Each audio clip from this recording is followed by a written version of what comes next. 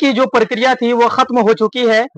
अब फाइनल जो exit poll है वो लेकर हम आपके सामने हाजिर हो चुके हैं। तो हम आपको विस्तार से बताने की कोशिश करेंगे एआईएमआईएम पार्टी के दोनों सीटों के बारे में। ओखला विधानसभा और मुस्तफाबाद विधानसभा सीट, इन दोनों सीटों पर क्या एआईएमआईएम पार्टी को जीत मिल रही है, एग्जिट पोल क्या कुछ कह रही है, ओखला विधानसभा की जनता क्या कुछ कह रही है और मुस्तफाबाद विधानसभा की जनता क्या कुछ कह रही है।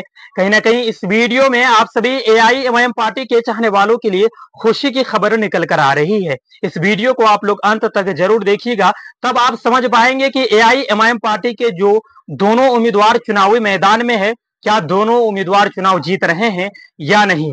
तो दोस्तों चलिए करते हैं बिना देरी किए हुए वीडियो को स्टार्ट। लेकिन उससे पहले आपसे एक छोटी सी रिक्वेस्ट करना चाहते हैं कि चैनल पर आप अगर नए हैं तो सबसे पहले आप लोग इस चैनल को करें सब्सक्राइब और बेल आइकन को जरूर दबाएं, इसलिए कि ऑल इंडिया मजलिस इत्तेहादुल मुस्लिमीन से जुड़ी हुई हर एक छोटी बड़ी अपडेट को हम इस चैनल पर अपलोड करते हैं, आप आसानी के साथ हर एक खबर को देख पाएंगे। चलिए दोस्तों बात करते हैं सबसे पहले ओखला विधानसभा के बारे में।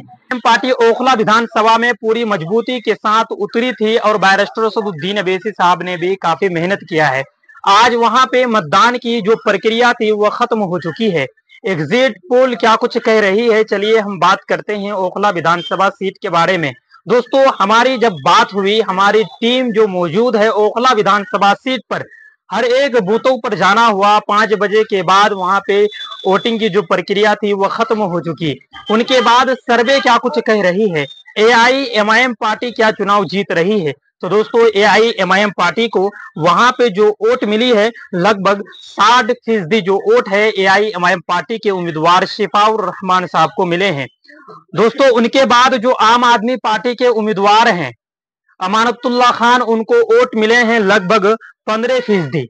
उनके बाद वहां से बीजेपी के जो उम्मीदवार हैं, जो बीजेपी के उम्मीदवार ये कह रहे थे कि हमारी जो टक्कर है वो है एआईएमआईएम पार्टी से। यहाँ पे देखा जाए तो एआईएमआईएम पार्टी के टक्कर में कोई भी पार्टी नहीं है, इसलिए एक तरफा वहां की जनताओं ने ये काम किया है, एआईएमआईएम पार्टी के उम्मीदवार शिफाउर रहमान साहब को वोट देने का काम किया है। बैरिस्टर असदुद्दीन अवैसी साहब ने जो नारा दिया था जेल का जवाब हम वोट से देंगे, जनताओं ने ओखला विधानसभा की जो जनता है उसने यही काम करके दिखाया है। एक तरफा एआईएमआईएम पार्टी के उम्मीदवार जनाब शिफाउर रहमान साहब को वोट देने का काम किया है। उनके बाद कांग्रेस पार्टी के जो उम्मीदवार है आरिबा खान, वो देखा जाए तो चौथे नंबर पे है और उसको वोट मिले हैं 10%। उसके बाद अन्य में गए हैं 5% वोट। कुल मिला के देखा जाए तो ओखला जो विधानसभा सीट है यहाँ पे एआईएमआईएम पार्टी को धमाकेदार और शानदार जीत मिल रही है। दोस्तों ये सटीक एग्जिट पोल है, हमारे टीम द्वारा सर्वे किया गया एग्जिट पोल है जो हम आपको बता रहे हैं। इंशाअल्लाह इस सीट पर बैरिस्टर असदुद्दीन अवैसी साहब को धमाकेदार और शानदार जीत मिलेगी ओखला विधानसभा में।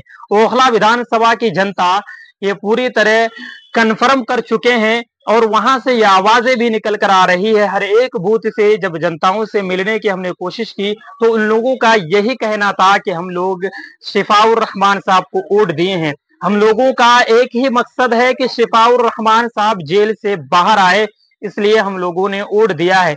10 साल हमने अमानतुल्लाह खान को मौका दिया, उसने कुछ नहीं किया, अब हम शिफाउर रहमान साहब को अपना नेता चुन चुके हैं, इसलिए कि बैरिस्टर असदुद्दीन अवैसी साहब की पार्टी से वो चुनाव लड़ रहे हैं और बैरिस्टर असदुद्दीन अवैसी साहब ने उन्हें टिकट दिया है। बैरिस्टर असदुद्दीन अवैसी साहब हमारे हक और हुकूक की लड़ाई को लड़ते हैं। जब हमारे ऊपर जुल्म होते हैं तो बैरिस्टर असदुद्दीन अवैसी साहब ही बोलते हैं, संसद के अंदर हो या संसद के बाहर हो बैरिस्टर असदुद्दीन अवैसी साहब भी बोलते हैं। CAA कानून के खिलाफ बैरिस्टर असदुद्दीन अवैसी साहब ने संसद के अंदर बिल को फाड़ने का काम किया था और यही अमानतुल्लाह खान बैरिस्टर असदुद्दीन अवैसी साहब के ऊपर यह आरोप लगा रहे थे कि बैरिस्टर असदुद्दीन अवैसी साहब CAA कानून जब पास कर रहे थे केंद्रीय सरकार, तो तब बैरिस्टर असदुद्दीन अवैसी साहब कहाँ थे। तो दोस्तों ये दोनों जो उम्मीदवार हैं उन लोगों के बारे में भी अमानतुल्लाह खान ने कहा था कि ये दोनों कहाँ थे, ताहिर हुसैन और शिफाउर रहमान। तो दोस्तों उनको ये पता नहीं है कि जब जामिया के बच्चों को जब पीटा जा रहा था, दौरा दौरा कर मारा जा रहा था, तब वही शिफाउर रहमान साहब उनके साथ में खड़े थे और उनके साथ विरोध प्रदर्शन कर रहे थे, इसीलिए उन्हें जेल में डाला गया है, ना कि वो को घोटाला किए हैं कि उसको जेल में डाले हैं। इसलिए ये केजरीवाल की पूरी तरह से साजिश है। केजरीवाल भी ये नहीं चाहते हैं कि मुसलमानों का कोई लीडरशिप खड़ी हो दिल्ली में। तो इसलिए दिल्ली के अवाम, ओखला विधानसभा के अवाम, मुस्तफाबाद विधानसभा के अवाम ये तय कर चुकी है कि इस बार हम लोग शिफाउर रहमान साहब और ताहिर हुसैन साहब को चुनाव जिताकर विधानसभा के अंदर भेजने का काम करेंगे। दोस्तों, क्या है परिणाम, वो पूरी तरह से एक डब्बे में कैद हो चुके हैं। अब देखना होगा 8 तारीख के दिन कि क्या रिजल्ट सामने आते हैं। ये तो सर्वे थी जो हम आपको बता रहे थे। अब देखना होगा फाइनल रिजल्ट 8 तारीख के दिन। 8 तारीख